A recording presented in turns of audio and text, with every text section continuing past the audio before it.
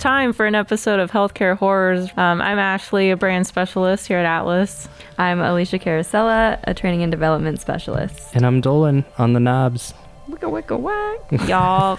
So last time we talked about a Norwegian serial killer named Arnfinn Neset. He was a nursing home administrator and a nursing home administrator gone bad. That's what I wrote down. That is what he was. That's exactly what happened too. That's what happened. And he was released. Go check out the old episode to find out how, why, all the things. No, we just told you exactly what happened. Oh. I'm just kidding. Go listen to it. Awesome. Okay, so today we're going to talk about Richard Angelo. Richard Angelo was born on August 29th, 1962, which makes him a Virgo. In the previous episode, we dive into... I just said we'd never have a Virgo, and here we go. We dive into who are the most popular zodiac signs as serial killers. And Ashley pointed out that we've never had a Virgo, and so she spoke it into existence. Wait, are you sure it was August or was it April? I have April. His birthday? Oh, I have no. August 29th. I would love to Google that, but according to Atlas... Keep going, I'm going to look. The Wi-Fi doesn't work. Well, okay, so we're going to skip the Virgo part, because I had August. And if You had August and you had April? So she's going to tell me his birthday. Did you have April 29th? Yeah. And you had Okay. August 29th? Yeah. So one of Oh. us is... She doesn't want it to be a Virgo, which I understand. That's really it. I'm really fighting for this. Okay. My band has a it show does- on April 29th. August? It does say August on the internet, so the book Medical Monsters is wrong. Oh. Here, it's a Virgo. Oh, crap. All right. So Richard Angelo was born on August 29th, 1962. He's a Virgo. I'm very sorry, Ashley. This is bullshit. Had to happen. I think we've had one Aquarius, I think. One. So we're even now. So Virgo are hardworking, reliable, patient, kind, critical, stubborn, overthinkers. That all checks out 100%. And I was watching your face as I was going down the list. 100%. Definitely. Great. Yep. So I'm sorry. He's a Virgo. So he was born in West Islip, New York. Is that Islip? ISLIP, like island, Islip. I'm not sure. I just had that he was from Okay. New York. So he was the only child of Joseph and Alice Angelo. The Angelos worked in education, and Joseph was a high school guidance counselor, and Alice taught home economics. Richard's childhood years were unremarkable, and neighbors described him as a nice boy with nice parents. That's nice. Yes, just a nice boy with nice parents. So Richard became an Eagle Scout, and he was a volunteer fireman after high school. He graduated in 1980, and it's said that he wanted to do these things because he suffered from hero syndrome, which is he was doing all these things hoping to gain praise for others for his heroism, and he really craved that. He wanted to be in the spotlight for something good. And I think this is like very addicting to him. So after graduating in 1980 from the St. John Baptist Catholic High School, he attended the State University of Stony Brook for 2 years. He was then accepted into a 2-year nursing program at the State University of Farmingdale. He was described as a quiet student who kept to himself. Angelo excelled in his studies and made the dean's honor list each semester, and he graduated in good standing in 1985. Smarty pants. So he's just flying under the radar, just going through school, being a volunteer firefighter. And so his first hospital job, he was a registered nurse in a burn unit in the Nassau County Medical Center in East Meadow. He was there for a year and then took a position at Brunswick Hospital in Amityville, Long Island. He left that position to move to Florida with his parents, but returned to Long Island alone 3 months later and began working at Good Samaritan Hospital. So Richard Angelo quickly established himself as a highly competent and well-trained nurse. He had a calm demeanor that was well fitted for the high stress of working the night shift in the ICU. He gained the trust of the doctors and other hospital personnel but that was not enough for him. He was unable to achieve the level of praise that he desired in life, so he came up with a plan where he would inject drugs into patients at the hospital and bring them to a near-death state, and then show his heroic capabilities by saving the victims and impressing the doctors, coworkers, and patients with his expertise. I'm just going to jump ahead and say his plan did not work out very well.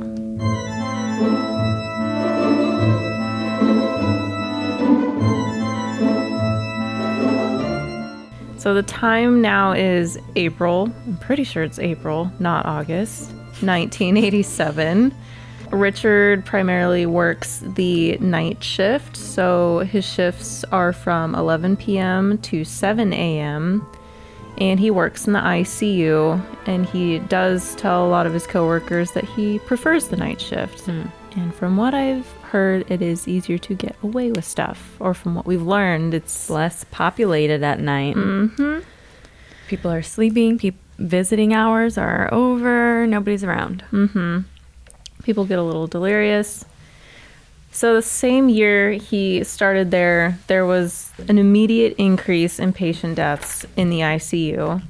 A lot of the patients were typically recovering fine from surgeries, and then suddenly they would die or take a nasty turn for no reason. Hospital administration was alarmed by the patient deaths, but they had no specific suspicions. So again, I don't have any sort of like specific list or timeline of each victim, except for the last victim that ends up leading to him being caught. So Girolamo Kusic, I don't know if I'm saying that right.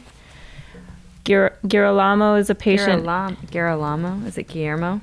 Girolamo. Girolamo? Okay. How spell it? Girolamo. Spell it? Gerolamo. Not Guillermo. Girolamo? Girolamo. I said Girolamo. I don't know. Crap. I said Geronimo. Sorry. This patient in the ICU called for a nurse at approximately 11:30 p.m. on October 11th, 1987, because he could not breathe. He claimed that a heavy-set nurse came into his room and said he was, quote, going to make him feel better before injecting something into his IV, causing the patient to not be able to breathe. The nurse ended up saving his life, so this patient didn't die.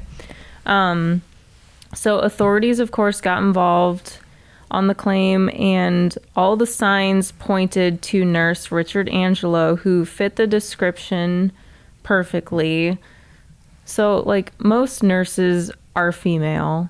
If you are a male nurse, heavyset with a beard, you're gonna stand out a little bit, so I feel like you would want to stay a little more under the radar. But maybe you inject people with things when they're not awake. Or that's yeah. Or we don't inject them at all, but I'm just saying, like, if you were gonna do it. That would be a way to stay under the radar, 100%. Don't talk to them before you do it. Anyway. I'm gonna make you feel better. But first I'm gonna make you feel worse. I forgot to tell you that part. So lab tests in the patient showed traces of Pavilon in the patient's system. Pavilon is a drug that causes muscle paralysis. Police end up questioning Richard, who gets outraged at these accusations. However, when his locker gets searched, they do find all the evidence. Well, some of it. They find needles and potassium chloride, which Richard is not authorized to even have that. And for a refresher, potassium chloride we've talked about before, but it's known for inducing heart attacks when not used appropriately. So this was not enough evidence to put him away. November 14th, 1987, while Richard was attending an EMT conference, authorities decided to raid his apartment while he wasn't there. This time, they did find the drug Pavilon and another similar drug, enectine. So that was the drug that was found in Girolamo's system. And that's the evidence they needed to make an arrest.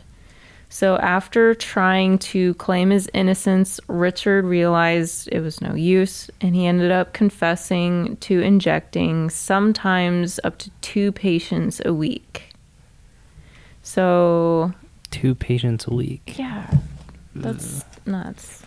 Let's see. So he said, I wanted to create a situation where I would cause the patient to have some respiratory distress or some problem, and through my intervention or suggested intervention or whatever, come out looking like I knew what I was doing. I had no confidence in myself. I felt very inadequate.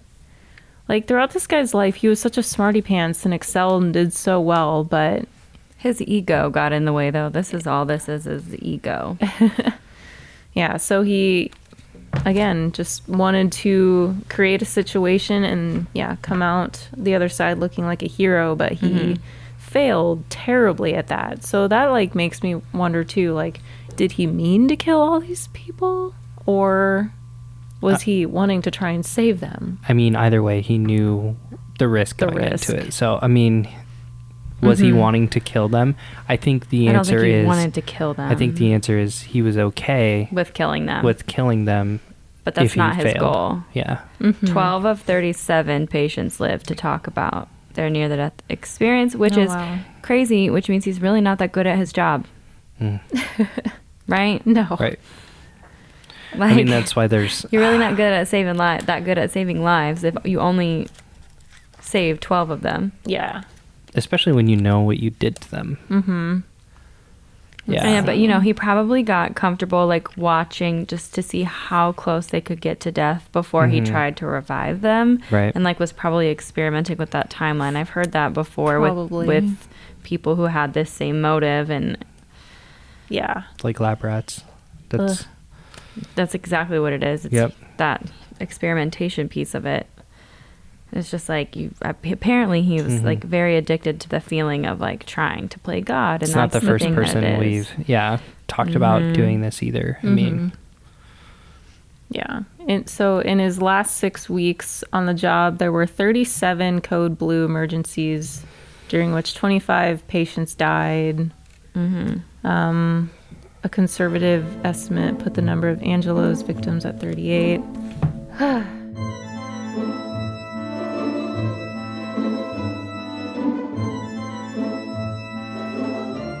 After trial, Richard Angelo was found guilty of, so I have 2 counts of second-degree murder and manslaughter and negligent homicide. That's what I have too. That's crazy. Yeah, but it comes down to what they can prove. That's and true. So also I think his lawyers fought to prove that he suffered from dissociative identity disorder, which meant he was able to disassociate himself completely from the crimes he committed and was unable to realize the risk of what he had done to the patients. In other words, he had multiple personalities, which he could move in and out of unaware of the actions of the other personality. I don't buy that at all, because this is like a very clear, clean cut. He's had this hero syndrome thing going on for a long time, and he just took it too far. And I mean, like, I guess from a lawyer standpoint, that's like a good defense to argue. It's probably the only defense to argue. Yeah. But I don't think that's true at all. And so the lawyers fought to prove this theory by introducing polygraph exams, which Angelo passed during questioning about the murder patients. However, the judge did not allow it into evidence. Yeah, especially if you confess to the murders, like, you knew at some point what you were doing was murder. Yeah. So turn yourself in. I don't know. So he was eventually sentenced to a life in prison at Clinton Correctional Facility in Donnemora, New York. I've never heard of that place. I would love to Google it again. I don't have any Wi-Fi. Oh, gosh. And my phone is dying, so I'm just gonna... No, it's fine. Everything's falling apart. I expect this. Things have been falling apart for weeks. I don't know about you guys, but like the vibes have not been great. That's what I mean. There's just like crazy stuff going on in the world right now. I just like expect it every day. I'm like, I have a plan for the day, and then it like slowly starts to deteriorate, and I'm like, all right, cool. Oh no. No, it's fine. See, we're riding the wave. Yeah, you need to come in the office more. What's her name that passes out the cards of affirmation? Yeah, Danielle.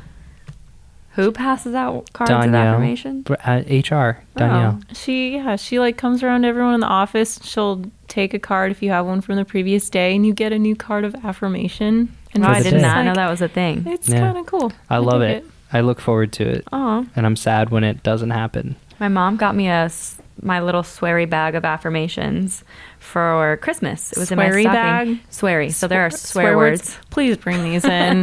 Please bring these in. They sit on my desk, and every day I will draw one when the vibes aren't good. I will open my bag and I will just shuffle them up and pick whichever one feels right for the day.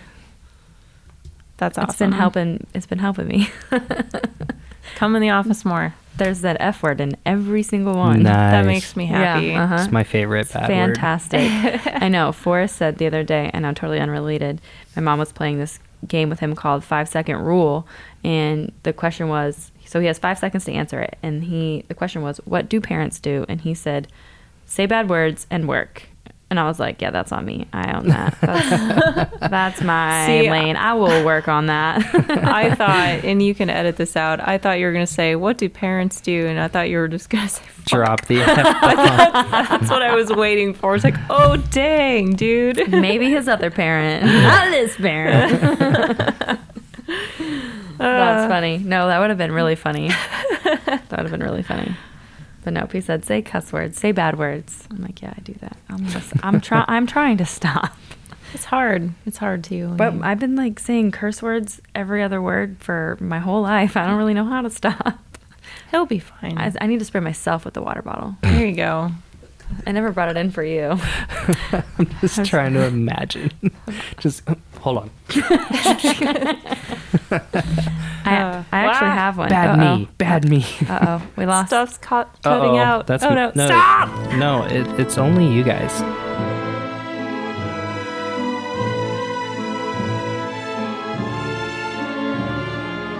That's all I have on Richard Angelo. That's all I have as well. Do you want to... So as far as I know, he's probably still in prison. Oh, he died. Oh. Yeah, he died December 25th, 2020. He died on Christmas. He deserved that. Wow. Yeah. Well, dang. Don't do anything Richard would do. And next time, have we decided, or is this the pattern where we just make it a surprise every other episode? I have decided. Oh. Yeah. I picked Mayuki Ishikawa. Are we going back to Japan? Yeah, dude. Yeah, baby. Let's go. I don't know anything on him other than we're going back to Japan. We're running out of American serial killers. Not that we need to talk about just American ones, but yeah, we can jump all over the place. I like it. And like Dolan was saying, Public Figure has a band, or has a show, April 29th. Public Figure has a band. They have a sub band. It's like, how many more tickets do we need to sell in order for you to sell out the show? It's gonna be 10? different. I was gonna say it's gonna be different from now to when this episode drops. So so if there's still tickets available, please buy them. Yeah. And come see Public Figure. Wait, when does this... Come to Omaha. I know, but some people might be in Omaha who listen to this. Yeah. Mandy Sudbeck listens to it. Does she? Yeah. Hi, Mandy. She just told me. If my calculations are correct, this episode will be out March 18th. Oh, there's plenty of time. It'll probably be sold out. It better be sold out. 100 tickets at least, 50 tickets at least. Well, then you all missed out, or are missing out on a great show. Yeah. But check out Public Figure on Spotify. See, I can plug the band. She's plugging my band, but not her band. I know. That's funny. Plug her band. No, don't do it. It's okay. It's fine. No, now it feels like... That was like your act of kindness. Don't plug Ashley's band. Ashley Boyce. No. Ashley 2 E's. Not in a band. Don't look it up. Perfect. She's not in a band. No, not a drummer. The band is not called Tale Untold. No. What's that? Never heard of it. Yeah, it's not a tale untold. It's No, the tale I said untold. the tale No, untold. I know. People say that all the time. Oh. All right. On that note, we're out. Yep. Don't do anything Richard Angelo would do. You already said that. He's a Virgo. Gross. He should have just been a nice human. And Okay. hug Bye. the trees. And stay tuned in 2 weeks. See ya. Bye. Murder. Thank you for listening to Healthcare Horrors, brought to you by Atlas MedStaff. Just a reminder, we are not healthcare professionals. We are just fans of true crime, talking about some of history's darkest moments in healthcare. Stay tuned, stay healthy, and stay safe.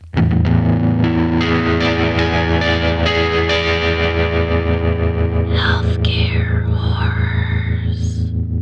Murder.